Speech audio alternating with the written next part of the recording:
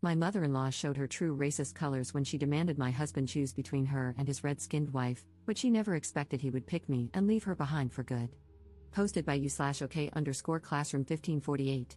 My husband and I have been together for 4 years, and we just got married in October 2022. He's amazing, quite literally the man of my dreams, and I have an amazing life with him now. My parents and the rest of my family love him. I'm Native American and have a really big family, and he comes to family events, holidays, cookouts, etc., and I haven't heard a single member of my family say they didn't like him. My husband's family is very small. Other than his parents, he has one brother, his wife, and their 2 kids. His brother and his family live multiple states away, so we only see them around the holidays, and they don't really have much extended family. So the only members of my husband's family I really see are his parents.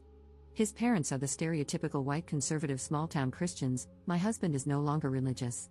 My mother-in-law stays at home and tends to the house while my father-in-law works. I was worried about his parents' beliefs at first, as I practice my native tribe's spiritual beliefs. I'm very left-leaning socially and politically, I don't dress very conventionally, and my husband and I have no desire to have children. But they were pretty chill with me when I met them for the first time. I have had no problems with his dad, but over time, I have begun having trouble with his mother. She just flat out doesn't like me. According to my father-in-law, she has said I'm not the kind of woman that needs to be with her son. Her reasoning is that I don't act like a woman, I won't be a housewife, and I have a man's job. I'm a flight paramedic for a service that airlifts critically unstable patients. I love my job, and I love being a paramedic. My husband has never expressed that he wants me to be a housewife or take up a stereotypically feminine job. If he did, we wouldn't be together. But apparently, that's what his mother thinks he needs. When I first met his parents, we had been dating for about 5 months. My mother-in-law initially said that I didn't look like the kind of woman my husband would bring home. I didn't take it to heart, I figured she didn't mean it in a harsh way. When they asked what I did for work, I told them I was a flight medic. My father-in-law said that was awesome, while my mother-in-law just kind of frowned and didn't say anything. She was pretty cordial in the beginning, but as my husband and I got more and more serious, she began to dislike me more. It started with snide comments. She would manage to sneak into conversations the fact that she thinks women should be homemakers or have jobs like teachers or caretakers. When I started working 48-hour shifts, she asked who was going to take care of the housework. My husband told her he would while I was gone those 2 days. She got upset and said it wasn't fair that I made her son do it all by himself while I left. My husband told her that we split household chores evenly and that it was fine. One day, we were over at their place, and she went off on this rant about how she missed when women acted like women and men acted like men. She started talking about how women needed to start being housewives and mothers again while the men worked and provided. While she never directly said it, I knew she included me in that. My father-in-law told her to calm down and that this wasn't the time for that kind of discussion, and she got mad and said, "Well, it's just the truth," while looking in my direction. I'm not an idiot, I knew this rant was just a way for her to tell me how she felt without directly telling me. My husband was pretty angry when we left, and I can't say I was too pleased. I told him she was allowed to have her opinion, no matter how stupid it was, and I wasn't going to lose sleep over the fact that she seems to still be living in the 1950s. He said he was angry about the blatant disrespect. He talked to her about it and said she wouldn't do it again, so I managed to let that situation roll off my shoulders. Everything came to a head with her a few weeks ago. My father-in-law invited us over for dinner, so we went. My cousin is getting married in a few months, and my husband mentioned that we were going to the wedding. It will be a traditional wedding in accordance with our tribe's customs. My father-in-law said that was cool, and my mother-in-law asked if there was going to be alcohol there. I didn't really see how that was an issue, so I said yes. She responded with, "Son, you don't need to be around all that drinking."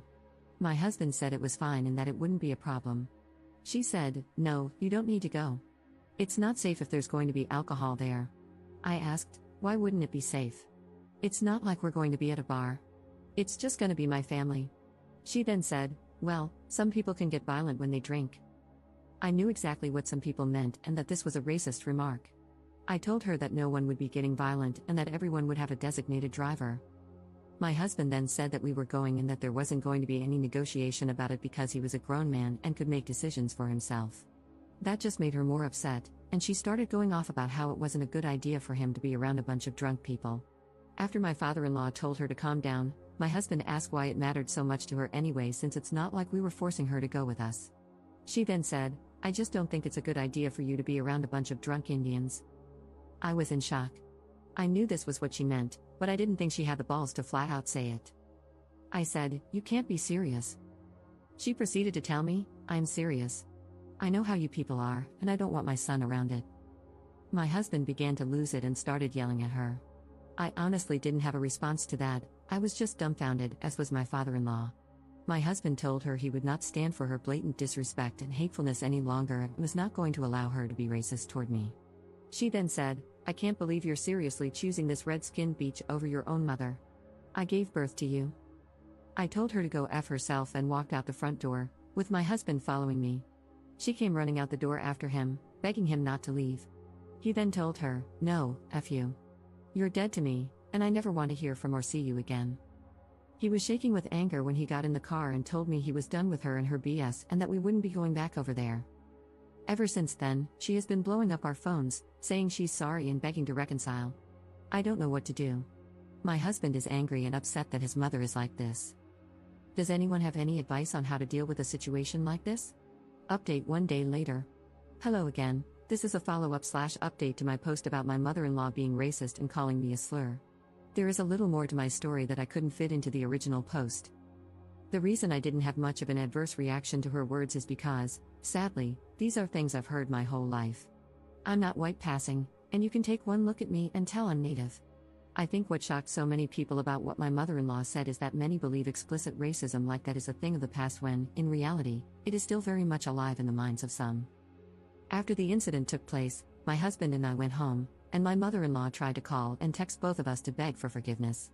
She told us she was sorry and wanted to make amends. I blocked her, and my husband told her to leave him alone until he and I worked through this. My husband also told his brother about the situation, and he was horrified as well. My father-in-law also contacted us and said he was sorry for what had happened. He said he didn't know she had thoughts like this, and in the moment, he was so shocked by what she said that he didn't know what to say or do. He asked if it would be possible for my husband and me to speak with just him to see what he could do moving forward. We agreed. We ended up having a video call with my husband, my father-in-law, and my husband's brother, who I'll just call brother-in-law going forward. My brother-in-law said there wasn't much he could do because he lives several states away, but he would support us in whatever decision we made and would be sending a strongly worded message to my mother-in-law. My father-in-law was very emotional about the situation and said he didn't want to lose his son over what my mother-in-law said and that he would do anything to maintain contact with my husband. He was so upset and confused as to why she thought the way she did and why it was all coming out now. I said that she may have always felt this way, but because they live, and have always lived, in predominantly white communities, I was the first person she knew to take it out on. Everyone agreed with that. My father-in-law said he wanted to suggest that she go to therapy or some sort of counseling to work through these feelings and that he planned to tell her she had a choice, either seek help to change her narrow view of the world or lose both her son and him. He said that I make my husband happy, and as his father, there is nothing more he could ever want. We all agreed that counseling would definitely be beneficial to her if she was willing to go. My husband said he does not want to talk to my mother-in-law right now and that he doesn't know when or if he will be able to. He said that if he had anything to say to her or if there was an emergency, he would go through my father-in-law to reach her. In the meantime, he will be blocking her number. I said I just didn't want any contact at all, and we all left it at that. I also told my parents and some elders in my community, and they were upset too because they have heard the same things before. But they commended my husband for having my back and said they understood my decision to go no contact. And that's the situation right now. I want to thank everyone who left kind words and advice on the original post. I made it to see if we had maybe done something wrong or if the decision to go no contact was a bad one, but I now see that it is probably the best option. While this situation and what was said upset me, the kind words on my first post remind me that there is still good in this world.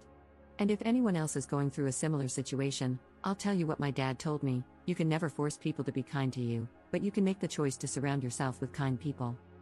Thank you all. Second update 2 months later.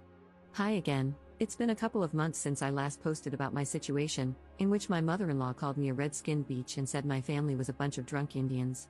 I figured I'd conclude the story since I think this mess is finally coming to an end.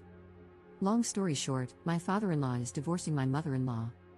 My mother-in-law went to counseling twice a week for about 3 weeks until she eventually decided she had enough of it. I guess she thought that was enough to make my father-in-law and husband happy, but she showed no real remorse for her actions or any change in her racist mindset. My father-in-law told us that they had gotten into an argument about how I was taking their son away from them, to which he said that she had driven my husband away from them, not me. My mother-in-law was very angry that my father-in-law continued to take our side in the situation instead of hers. This erupted into a very heated argument between the two of them, and my father-in-law didn't go into extensive detail. She ended up saying more bad things about me, how I had torn her family apart, made a mockery of her, stolen her son, and pushed her husband and other son away from her. In reality, if she had just kept her mouth shut, this all could have been avoided. My husband is pissed, naturally. I can't say I feel much emotion about it, though. I feel bad for my husband and his family, as they are losing contact with their mother and wife. But then again, I also see a bitter old racist getting what she deserves. It's a crappy situation overall. My father-in-law said my mother-in-law was so angry she left the house and is staying with a friend for the time being while lawyers sort things out. He is still very upset, which I understand. He told me he felt terrible about the whole thing, but he didn't want to remain married to an evil woman, someone who would drive his children away. He told me that he understands he is not a perfect man, has made mistakes, and hasn't always been the most accepting or open-minded, but he wants to become a better person and try to understand people of other cultures and identities. I greatly respect that. So, in an attempt to lift his spirits, I offered to take him to a powwow a couple of weeks ago, and he accepted. My husband has gone with me several times, but this would be my father-in-law's first experience with anything like that. I introduced him to my family, and he was very respectful. He had a blast. We danced, sang, listened to the music, and ate until our stomachs were about to pop. He thanked my family and me for letting him be a part of this and said he hadn't had this much fun since he was a young man. My family and I thanked him for being a good person and sticking by my husband and me through such a messy situation. My father tried to console him by saying that sometimes the best way to grow is to cut ties with toxic people who will hold you back. Honestly, I think this is the best this could have gone, and I'm so happy my husband didn't have to cut ties with both his parents because he's always been so close to his father. I can see that my father-in-law is trying to be a good person and become a more accepting and supportive guy. I'm very happy about that. I'd like to again say thank you to those of you who left such positive comments on my previous posts. It really means a lot to me and makes me happy to know that there are people with good hearts out there. And to any natives who have dealt with or are dealing with racist comments, discrimination, or being called racial slurs, never stop existing, because our existence is the biggest form of rebellion. We're still here, and we're not going anywhere.